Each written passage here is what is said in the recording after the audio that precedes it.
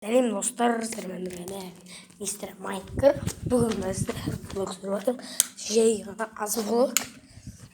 Светін қалай істейді. Мен бүгін базарға бардым. Бәтеңкелер таңдап киім алдым. Осындай үй. Жаңа байбәке, Бауыржан аға, әже. Свет, білмеймін мына аты. Кондер 29-да. Мына ұстады ғой адамды. Тоқ жарылды мына жерде. Сосын мына жерімді ауыртып алдым. Қайда? Мына жерімді ауыртып алдым. Күйіп кетті. Зәртке қойып бір сеткісін мына жерім күйіп кетті.